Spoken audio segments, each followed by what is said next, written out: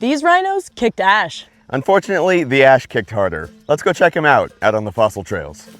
Ashfall Fossil Beds State Park in Nebraska doubles as a national natural landmark. And for good reason. This is one of the most scientifically significant bone beds in the world. Ashfall's main quarry preserves an entire ecosystem and tells the complete story of how these animals died. Pretty uniquely, almost everything here is either fully or partially articulated. These fossil skeletons are so complete that paleontologists were even able to figure out every single sexually dimorphic trait of the extinct North American rhino Teleoceras. That's because some of them were still pregnant when they died. But rhinos aren't the only fossils at Ashfall. This bone bed also hosts horses, birds, dogs, and more. But what could have killed off the critters in this ecosystem so quickly and thoroughly that they were all preserved this well? The culprit is the stuff of the average national park goer's nightmares.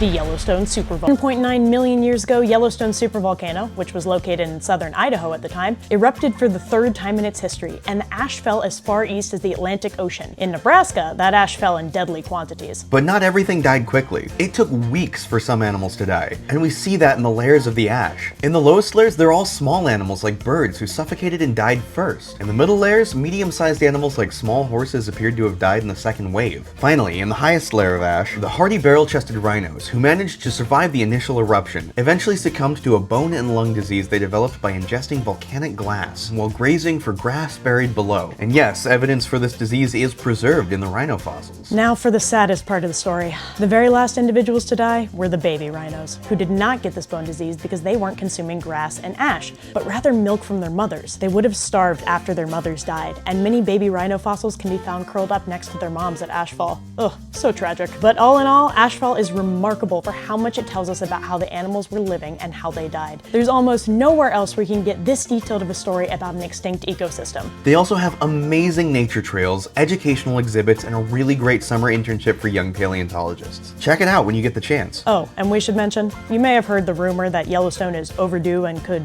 kill us all at any minute. Well, you definitely didn't hear that from a geologist. The truth is that the odds of a Yellowstone eruption happening in our lifetimes are astronomically low. And no, it's not showing signs that it's going to erupt anytime soon. We are under far greater threat from human-caused environmental catastrophes like climate change or nuclear tensions than supervolcanoes or large asteroids. So start taking care of your planet now. Thanks for exploring fossils with us on your public lands out on the fossil trails. See you next time, and in the meantime, stay fossilifers.